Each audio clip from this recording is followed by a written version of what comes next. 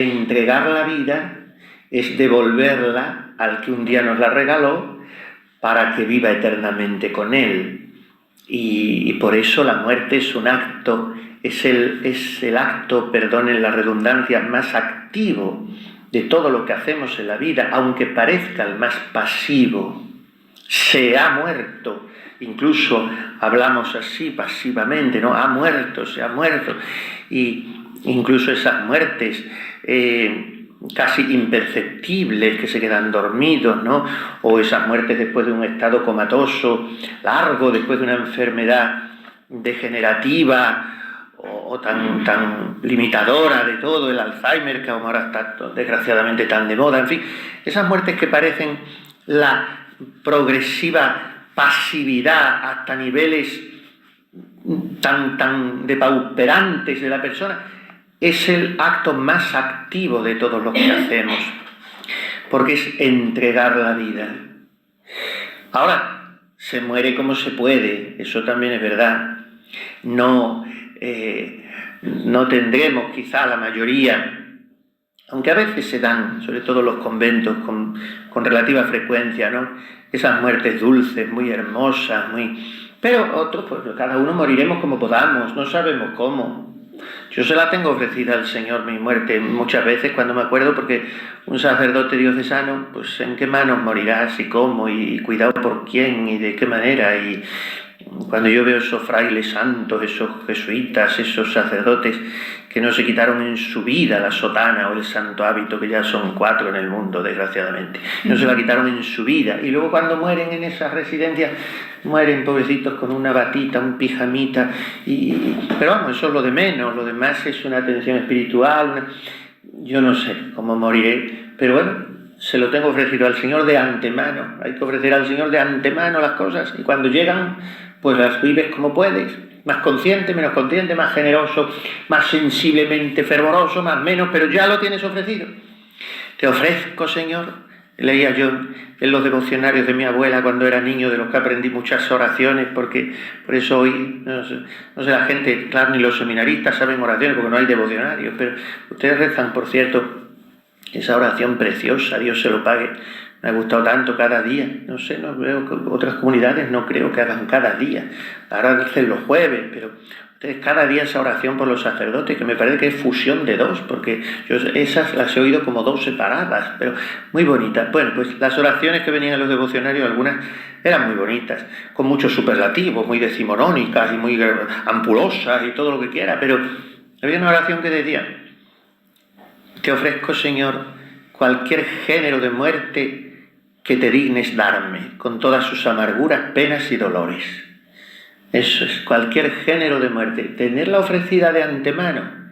Es verdad que también en las letanías de los santos, me parece que rezamos, y es muy legítimo pedirlo, y la Iglesia nos invita a hacerlo, claro. A subitanea et improvisa morte, liberanos, Domine. Líbranos, Señor, de una muerte súbita e imprevista. Hoy la gente dice: se ha quedado dormido, no se ha enterado de nada, se ha estrellado con el otro, no se ha enterado de nada. Yo firmaba esto. ¡Qué necedad tan grande! ¡Qué necedad! Que no se entere, que no se entere, no se asuste. Cuando eres sacerdote y te dice, y está dando las boqueadas el pobre enfermo, y que no se asuste, pero ¿no ve usted que se va a asustar más si llega al infierno? Déjelo que se ponga bien con Dios, que el susto más gordo va a ser en el infierno. Y bueno, pues la muerte, ¿no? Qué misterio, qué paso, qué tránsito, sí, es verdad lo de aquella monja, volver la esquina del claustro y encontrarte de sopetón al amado, todo lo que quieras, pero el choque te lo das. Entonces, bueno, hay que ofrecer la muerte de antemano, y en esto entra también el hecho de ser obediente hasta la muerte. O sea, la aceptación de la muerte. Antes, en los días de retiro mensual, se solía hacer, muchas comunidades hacían el acto de aceptación de la muerte, el día de retiro mensual, porque es un ejercicio ascético.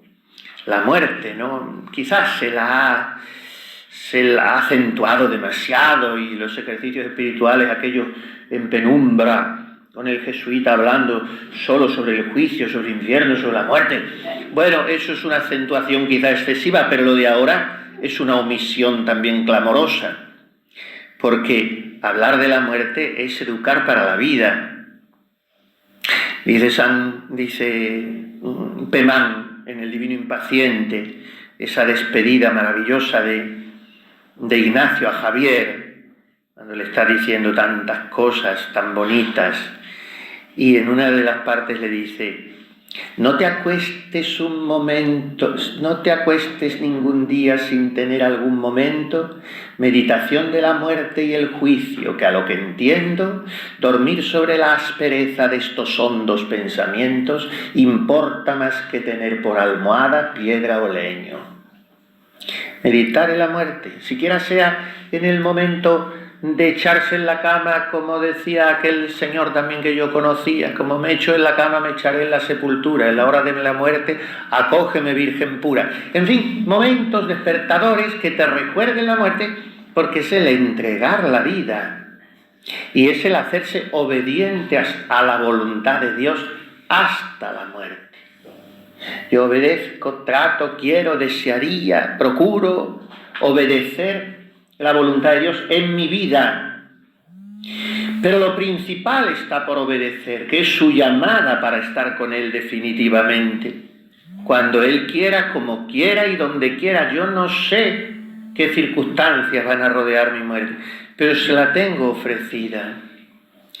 Y además hay algo muy consolador. Hoy lo decía yo en esta homilía funeral y lo digo muchas veces. Piensen ustedes, hermanas, en los miles de veces, miles, que hemos dicho en nuestra vida el Ave María. Rezamos el rosario todos los días y a lo mejor las 3 partes, en fin, cada uno rezará lo que pueda. Rezamos muchas Ave Marías. Y en el Ave María, distraídamente, la inmensa mayoría sin pensarlo, pero lo decimos. Pues si cada vez que rezamos una Ave María tuviéramos que estar pensando en cada palabra del Ave María, ¿eso quién lo hace? Pero la Virgen ya lo sabe. Y en cada Ave María dice: ruega por nosotros pecadores, ahora y en la hora de nuestra muerte. De manera que ella estará allí. Ella estará allí. Se suele decir que nacemos solos y morimos solos. Se muere solo, por muy rodeado que se esté. Morir solo es morir. Morir se acaba. Que decía José Luis Martín Descalzo en los sonetos del pájaro solitario, que escribió un libro al final de su vida muy bonito. Bueno, pues en ese trance puedes estar rodeado, pero el paso lo das tú. Y el encontrarte en el más allá, llegas solo. Ahora te reciben. Pero el hecho de morir, pues también es verdad que casi todos morimos sin madre, ¿no? Porque la madre ha muerto antes. Y suelen decir que un hijo está preparado para enterrar a su padre y una madre, un padre no están preparados para enterrar a sus hijos. Pero morimos sin madre no es verdad. Morimos con la madre. Y aunque estuviéramos solos en la última isla desierta, como murió San Francisco Javier, en brazos de aquel chinito que era el único que le acompañaba en las costas de Sanchán, y solo esas soledades, esas muertes tan desoladas, pero la madre está allí. Madre está allí. Digo todo esto porque había prometido un día, había apuntado que íbamos a hablar un poco de la muerte, y ayer por la tarde me alargué estrepitosamente y ya no había lugar. Pero en fin, que ninguno se horrorice ante ningún género de muerte. Por eso ha querido asumir Cristo todo el pavor y todo el dolor en su propia muerte, y para hacer morir todas las muertes en su muerte. Y esto es lo que hace exclamar a Pablo: ¿dónde está, muerte, tu victoria? ¿Dónde está, muerte, tu aguijón? Todo es destello de su gloria, clara luz, resurrección. Cantamos en ese himno, ¿no? Pues Jesús hizo morir la muerte con su muerte. Una de las piezas litúrgicas no tomadas de la Sagrada Escritura más hermosas y más criminalmente suprimidas con la última reforma litúrgica. Con la última reforma litúrgica sufrió todo, pero sufrió casi más que nada la liturgia de Requiem, que era de una expresividad enorme. Pues en la liturgia de Requiem estaba la secuencia, que es el Dies Irae, un día lo dije aquí, ese Dies Irae musicado por Mozart, por Verdi, y es una maravilla. Bueno, pues en el Dies Irae es toda una meditación a esto que estamos diciendo, al paso, a la muerte que se convierte en vida cuando nos acoge el Rey de la vida. No quiero detenerme, aunque tengo aquí algunas estrofas, pero no quiero detenerme. Hay otra pieza litúrgica que esa, gracias a Dios, sí se ha mantenido, aunque no se canta en casi ningún sitio en gregoriano, que es un gregoriano tardío y por lo tanto corrupto y un gregoriano un poco malillo, pero suena precioso. Quiere decir, cuando es poco melismático, que cuando es fácil de cantar es que no es bueno el gregoriano, en una palabra. El que canto yo, pues no es bueno. El que cantan los de Silo, pues es el bueno. Pero en fin, bueno, pues este es la secuencia de Pascua, ¿no? El Victime Pascali Laudes. Y dice una de las estrofas de los versículos también: Morset vita duello conflixere mirando, dux vitae mortus regnat vivus. No sé cómo lo traduce algunas de las diversas traducciones. Lucharon vida y muerte en singular batalla, y muerto el que es la vida, triunfante se levanta. Esa es una de las traducciones que yo sé. Morset vita duello conflixere mirando. Admirablemente lucharon en un duelo espantoso la vida y la muerte. Y el que es el caudillo de la vida, el jefe de la vida, el guía, dux vitae, el que es el dux, muerto, reina vivo. O sea, es el cordero degollado que está en pie. Esa imagen del Apocalipsis es escalofriante. ¿Cómo alguien degollado puede estar en pie? ¿Cómo alguien llagado, conservando en su cuerpo las 5 llagas como 5 rubíes, como trofeos resplandecientes de su victoria, y una de esas llagas ser la del corazón, un corazón traspasado? ¿Cómo un hombre así puede estar vivo, de pie, glorioso?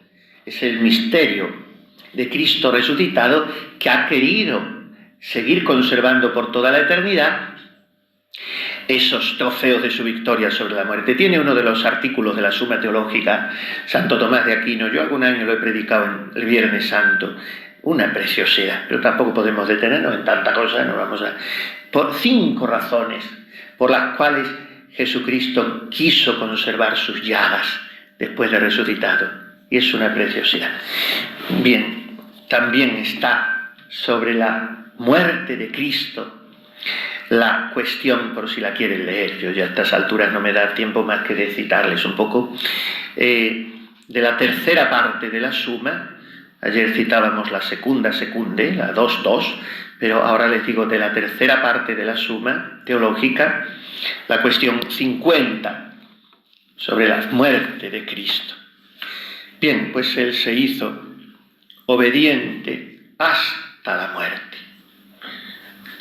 habiendo amado a los suyos que estaban en el mundo, usque infinem dilexit eos, usque ad mortem. San Pablo dice usque ad mortem, San Juan dice usque ad finem. Ese finem que dice San Juan es hasta el colmo, hasta el límite, hasta donde pudo, siendo omnipotente.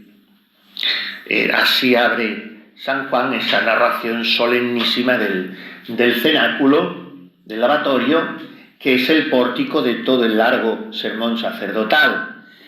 Empieza así, estoy abriendo el telón para presentar el drama de un Dios que llega hasta el límite siendo Dios.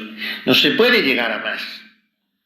El límite en Juan es que se levanta, como dice Fray Luis de Granada, la compuerta, el dique, que estaba como represando esa torrentera del amor del corazón de Jesús, y se levanta y ese amor se desborda por todos los siglos y lugares.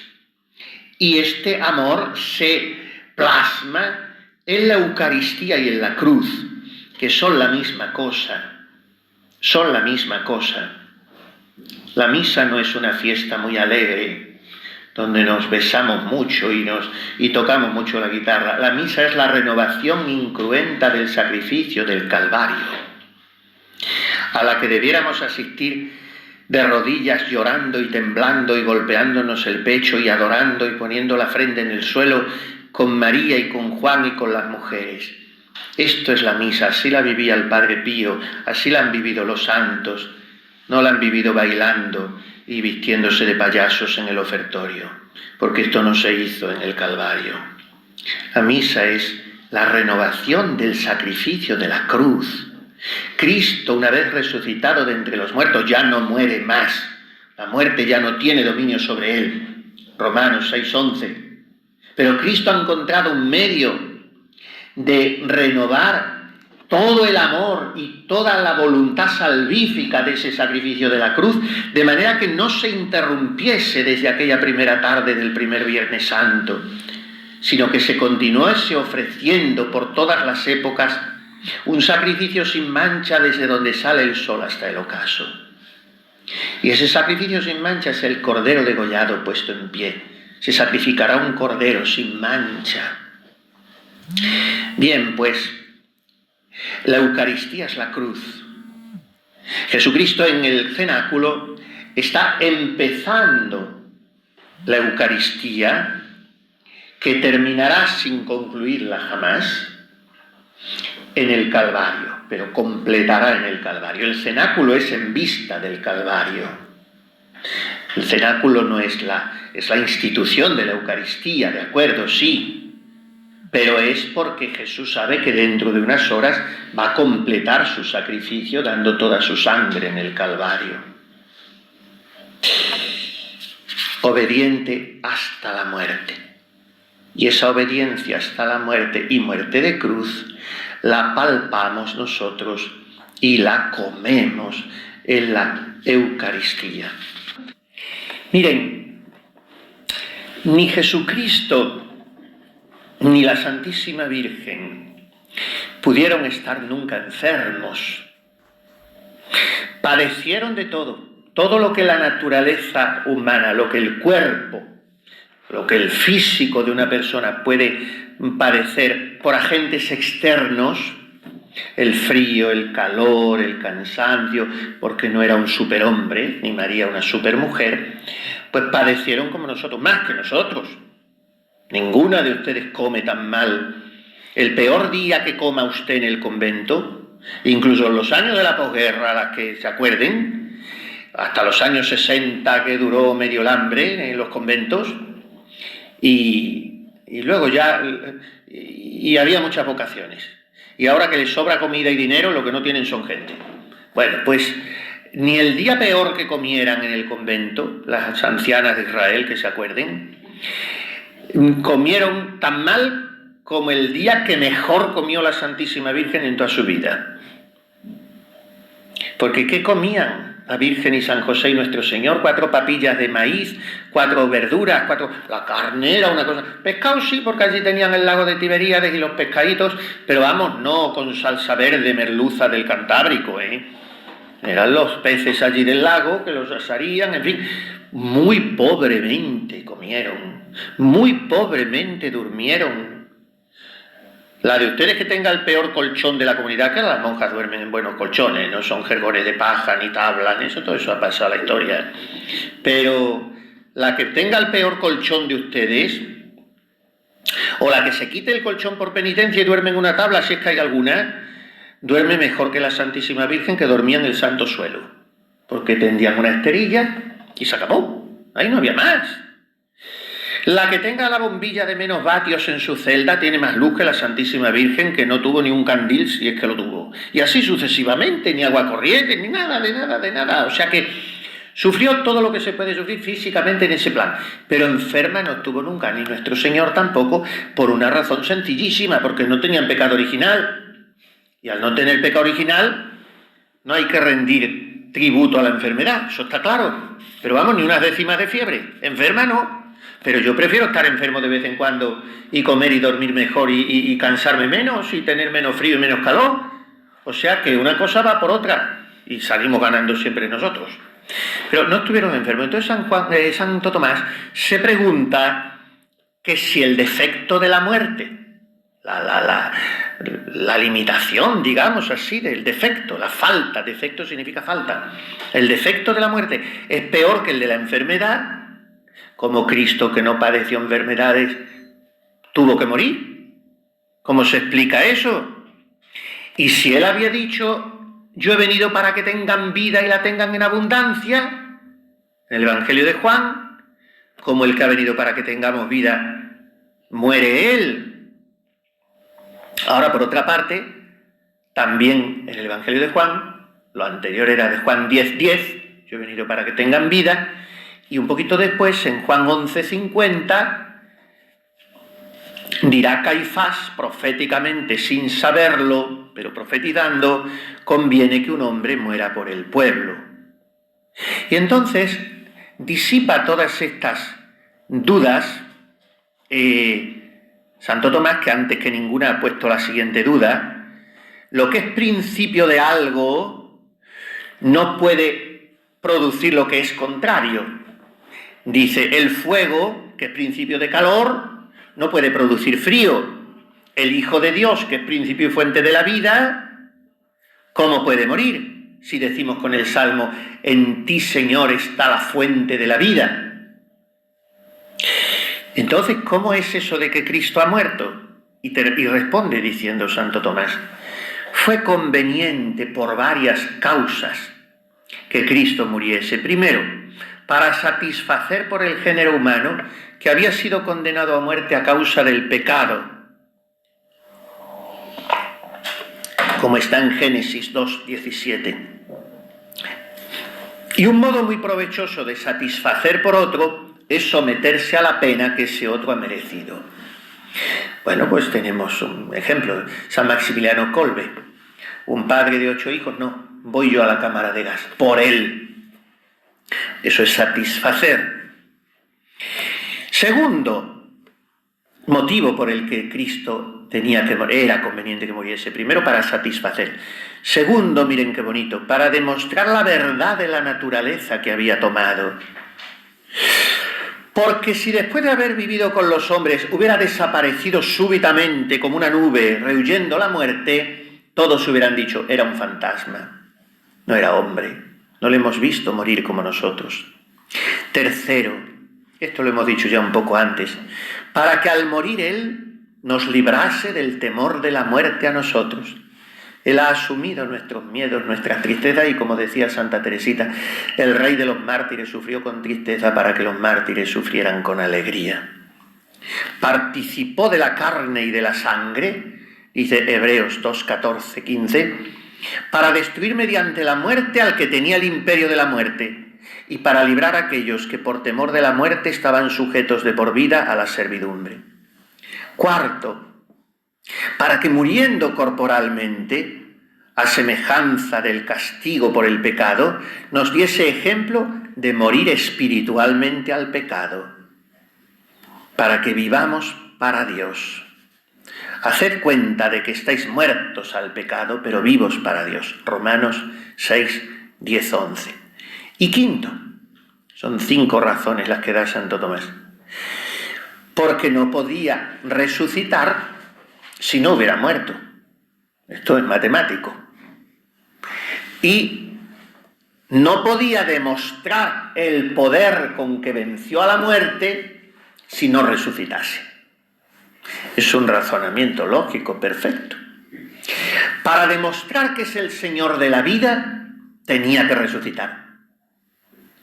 No tenía que ser resucitado, los demás fueron resucitados. Cristo se autorresucitó por su propio poder, porque es el Señor de la vida, como hemos dicho hace un momento. Mors et vita duello conflixere mirando, dux vitae mortus regnat vivus. El jefe de la vida, muerto, reina vivo. Entonces, para demostrar que se sienta sobre el pecado y sobre la muerte como rey de vida y de gloria, tenía que resucitar. Para resucitar tenía previamente que morir. Por eso dice también Pablo en 1 Corintios 15, 12, si de Cristo se predica que resucitó de entre los muertos, ¿cómo algunos de entre vosotros dicen que no habrá resurrección de entre los muertos? Por tanto, aquí están las razones de por qué Cristo, fuente de la vida en cuanto Dios, resucitó y murió. No murió en cuanto Dios, naturalmente. Murió en cuanto hombre. Y no padeció la muerte originada por la enfermedad para no dar la impresión de que moría por necesidad a causa de la flaqueza de la naturaleza, sino que sufrió la muerte venida desde el exterior, ofreciéndose a ella espontáneamente para demostrar que su muerte era voluntaria. Nadie me quita la vida, sino que yo la entrego libremente. Pero la entrego libremente por un factor externo, no enfermándome porque no tengo pecado original. Y la enfermedad es producto del pecado original, como los dolores de parto. Hay algunas películas de Navidad que a mí me ponen también me dejan muy mal, porque ponen a la Virgen entre espasmos, entre dolores, entre gritos, Eso es absolutamente herético, eso es nestoriano. La Virgen no padeció dolores de parto por dos motivos. Primero, porque no tenía pecado original. Y entonces Yahvé le dice a Eva, con dolor parirás tus hijos y estarás sometida al varón. Esto es todo fruto del pecado original. Pero si la Virgen Santísima ni le rozó, ¿cómo va a tener dolor? Estaba muy bien dicho en el catecismo, como el rayo de sol atraviesa un cristal sin romperlo ni mancharlo. Pero es que además la Santísima Virgen era la Santísima Virgen por ser virgen antes, durante y después del parto. Esto a veces no se enseña ya ni en los seminarios. Pero la virginidad en el parto, lo decimos en la antífona de Nona en Adviento. María dixit, qualis est ista salutatio, qui apparitura sum regem, qui claustrum virginitatis me non violabit. Que está preciosamente en el latín, en el español dice, ¿qué saludo es este que me turba? ¿Voy a dar a luz al rey sin romper los sellos de mi virginidad? Y en latín dice, ¿qué salutación es esta? Porque voy. No, ya no pregunta, ya dice, cuidado que estoy decidida, porque voy a parir al rey sin que él viole el claustro de mi virginidad. O sea, el himen no se rompe en el parto de la Virgen, como se rompe en el de cualquier mujer. Es un milagro tremendo a nivel físico eso. Milagro es enormísimo que quede grávida sin concurso de varón, ¿de acuerdo? Y el que sea virgen después del parto no es ningún milagro, es sencillamente como ustedes, que conserva su virginidad, pero eso no es ningún milagro. Pero el que sea virgen antes del parto, milagro tremendo, pero el que sea virgen en el parto, claro, es como si yo atravieso esa pared sin pasar por la puerta, es un milagro enorme. ¿Cómo entonces me puede usted, una monjita o un cura, decir, mira qué Belén más bonito he comprado, mira qué nacimiento más bonito he comprado? Y voy yo al nacimiento y muchas veces digo, quita ese nacimiento y si te has gastado dinero, guárdalo y retíralo. Porque ese nacimiento es protestante o es nestoriano. ¿Y por qué? Porque está la Virgen Santísima tendida en el pesebre como una madre recién parida que está agotada, tendida.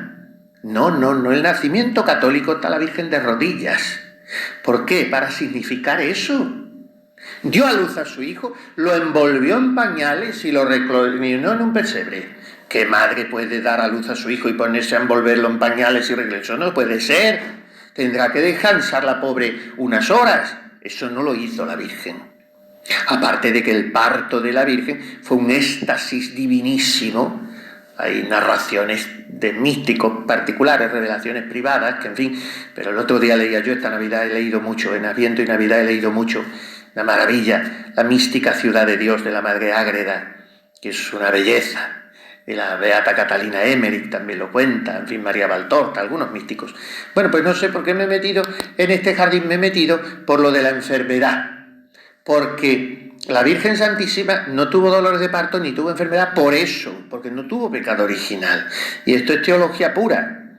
Y nuestro Señor tampoco padeció enfermedades, pero dice Santo Tomás de Aquino, pero la muerte le vino de fuera. Y esa muerte que le vino de fuera, Él la aceptó de todo corazón. Y nadie me quita la vida, sino que yo la entrego libremente.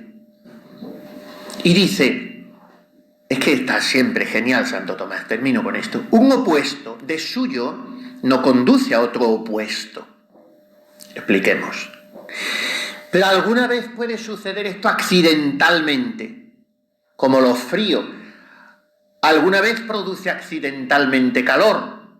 De esta manera Cristo, mediante su muerte, nos condujo a la vida, porque con su muerte destruyó la nuestra, al modo en que quien sufre un castigo por otra persona, le libra de tal castigo.